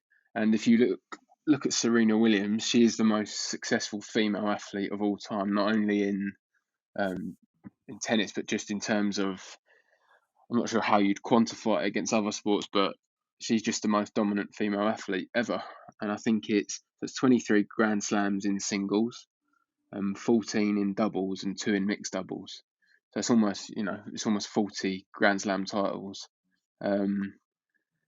Yeah, I just thought with her, she also won. I can't actually remember. I think it's a few years back, but she's playing in the Australian Open, and she was 8 weeks pregnant, and she won it, which is like it's pretty mad.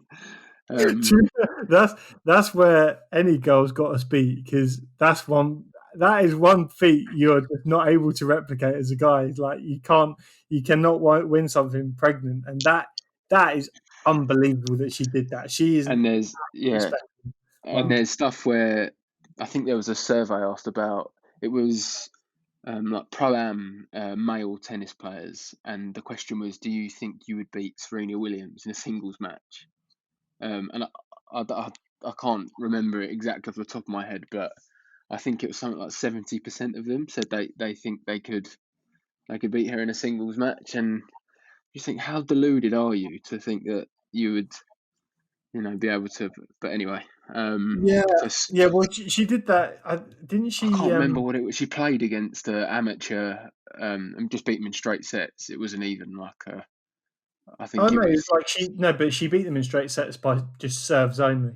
Yeah, it was like aces. Yeah. And in terms of embarrassing, her athleticism, I think she's pretty much second to none. So I thought Serena Williams was a good shout.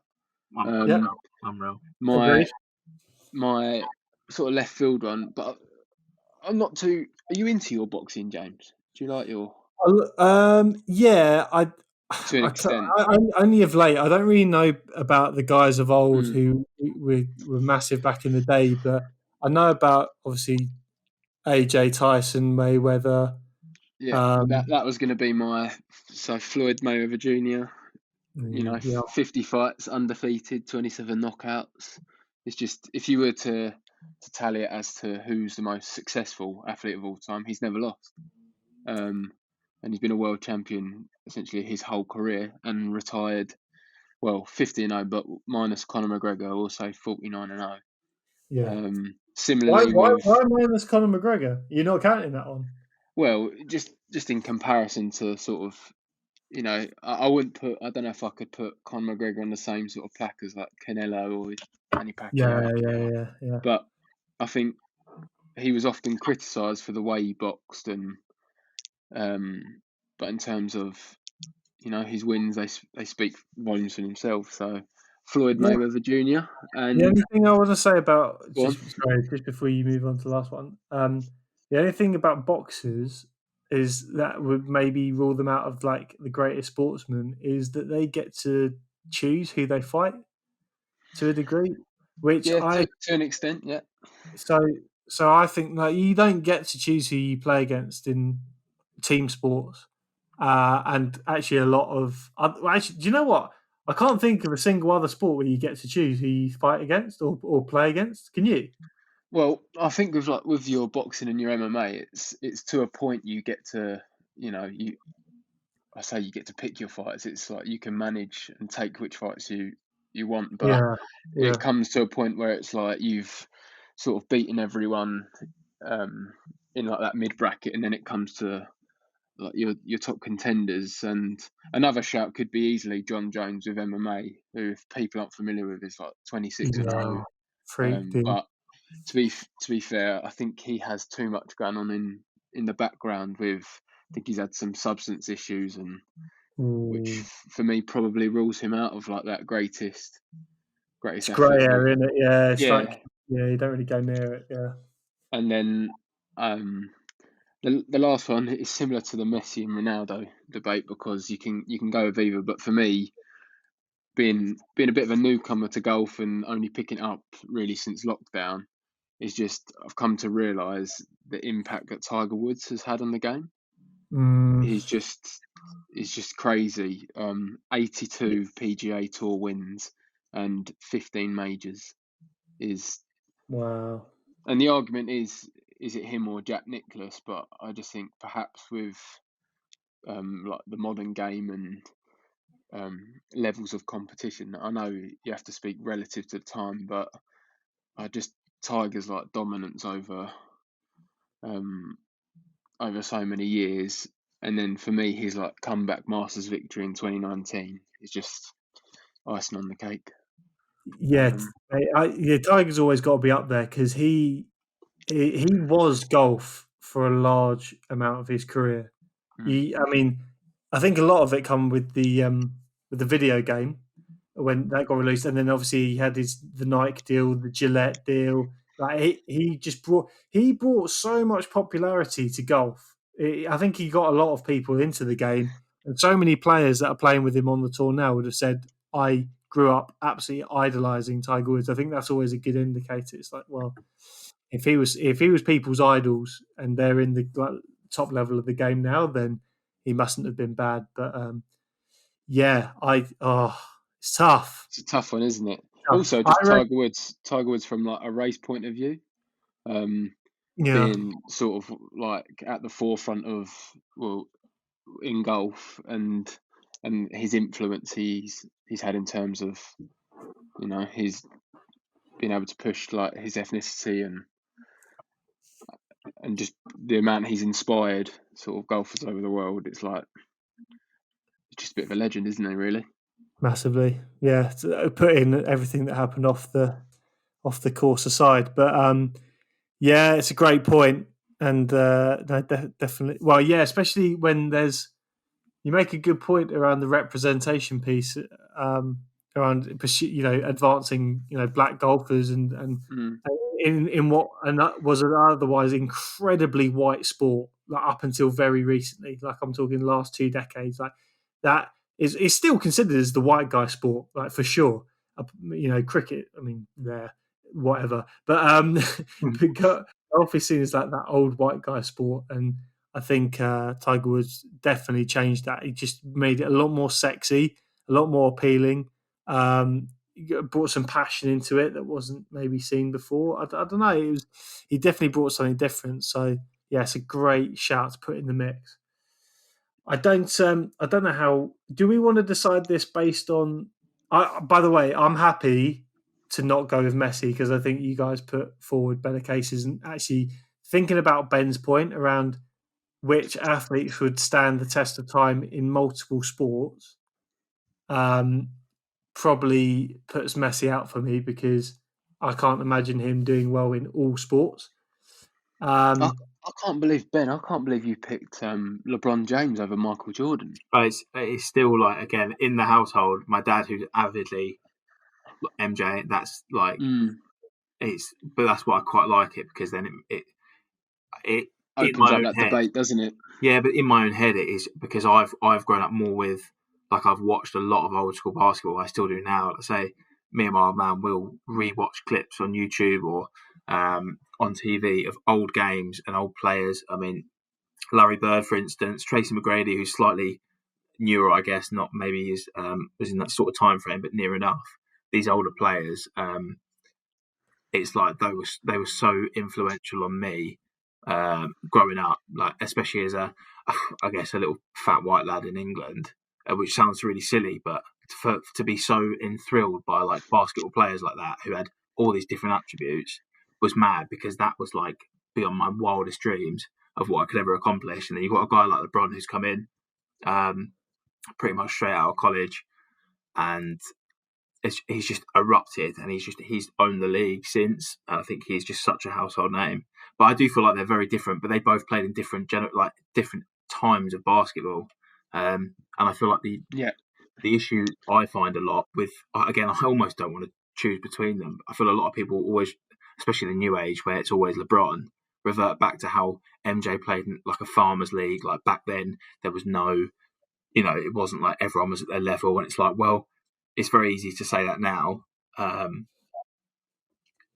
everyone wants to say, well, how would MJ do in today's league at his prime? And I just think it's besides the facts of what you need to really look at, of what in this context anyway, is how much influence they've had in the game. And for me, in my own personal experience, I've seen more of LeBron. But it's like the Messi Ronaldo thing. I just think live and let live with those two particularly.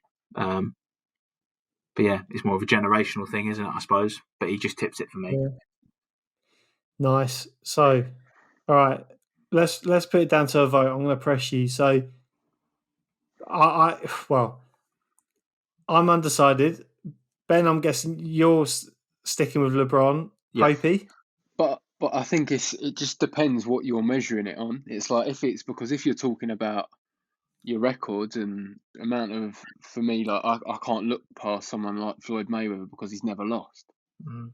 So there's that. But if we're going of what you said upon like all-round athlete that encompasses sort of,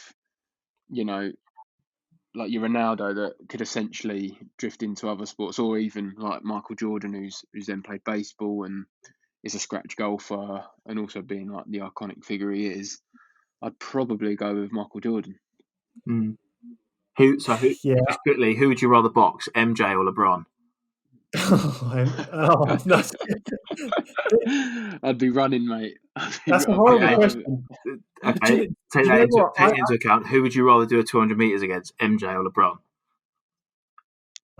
Who could throw? I'd get absolutely smoked. Who could throw a javelin further? Mate, that boxing conversation is terrifying because LeBron is huge, but also MJ won't stop until you're actually dead. Oh no, he'll kill you. Yeah, he'd be an animal. So, he's terrifying. So if we're going off like greatest athlete ever, you're talking about athleticism. It's probably then you're going for someone like Ronaldo, LeBron James. I don't know. It's a tough one. It's a real tough one. Go with we've overcomplicated this massively. Just go with your gut feel. Like who you think greatest of all time? Gut feel. Go. LeBron James. Go on, Jay. You go. I'm gonna say, and it's it's just not one that we've kind of formally bit. MJ. Michael Jordan. You give me the decider. Yeah. No. Yeah, I think Michael Jordan's I don't think you'd get many arguments with people about something like that. Yeah, Michael Jordan's, like, his mindset as well is. It's hard. Awesome, I don't blame it. He's just a winner. Yeah, he's a winner. Yeah, and they say you mentioned about the franchise and the overall impact he's had on the world of sport. I guess, yeah. I don't know. We haven't even dropped in Pele into the argument. I know. I did. I always kind of discount Pele. I'm looking at his stats now that they don't really mark up to Messi and Ronaldo. Well, I think Ronaldo just surpassed him on terms of total goals scored, but yeah, I don't know. I just don't. In terms of the greatest athlete or greatest of all time, all sport, I don't think Pele's there. The same way that Messi's not there. Ronaldo might be just because he's a ridiculous specimen, but I also think just with this question in general is you're never ever going to be able to get to a definitive answer, because that's one of the great things about chats like these, is because it's just your opinion against, and what has that person done for you, and who you aspired to when you were growing up. And yeah, I have to say, both, if we were, not that I'm trying to make Thacker Sunday Hangover into a rugby podcast, so I kind of need to in the future. We're not gonna have such sport heavy chat. But if we're talking about getting into, if we were to send a rugby 15 to go and play against the aliens as Planet Earth for anyone that's ever existed, LeBron James and Michael Jordan are going in the second row straight away. Both of them. They're there. Nice. Maybe nice. LeBron number 8, because he's got silly hands as well, and we can put some kind of mutant at 4. But yeah, they're both in there in terms of, like, if I had to pick some sport team to go play against the aliens, they're in the mix, definitely. So that might be something cool to do in the future, Jay. Have like a sort of an Olympics-esque, like your football, your rugby, basketball, and pick a squad of like 20 to take with you. That might be cool. Oh, unbelievable! Yeah, that's a great shout. Do you know what? What a lovely thought.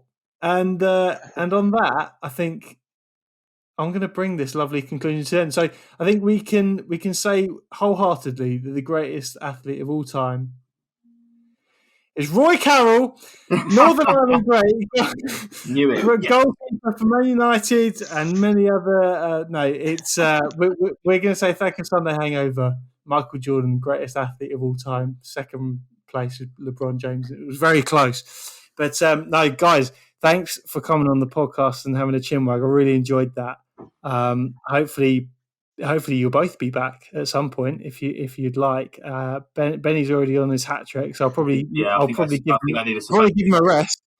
Probably give him a rest for a little while. But I like that idea around the Olympic team that we send to space, Popey. That's a sick idea, and if there's good demand, then happy to organise that one. But what are you guys on for the rest of the weekend?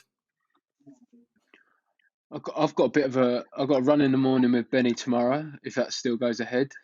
Nice. So I'm going to try keep up with him, and then probably a lazy one for the rest of the day. Hopefully there'll be a roast waiting at home if I'm lucky, and then obviously head on into rugby next week. So getting really excited about that, which is wicked. Nice, bro. What about you, Benny? Yeah, same as really. Yeah, run weather depending, and then chill one before another week of similar. same weekend. Mate, screw weather depending. Unleash your inner Goggins. You're out there tomorrow, no matter what happens. Yeah, if I'm not out at 4:30 in the morning running 50k, I'm a bitch. So I need to. I need to get in the zone right now. What is it he says? He's like, "Who's going to carry the boats?" That's what he's going to carry the boat. Yeah, exactly. Get rid of that inner bitch. I don't know whether you guys are keen for it, but obviously rugby season need to get fit. You keen to run some Broncos soon? Get a bit dark. Yeah. Beautiful. Can he win, man? So excited. Yeah, mate. Next week I'm going to be so blissfully happy the whole time. Rugby's back, baby. Rugby's back. Okay, guys, thank you very much for your time. Had a sick chat. I enjoyed that massively. Everyone, thank you very much for listening. If you are indeed still listening, have a fantastic rest of the day, and I'll be seeing you.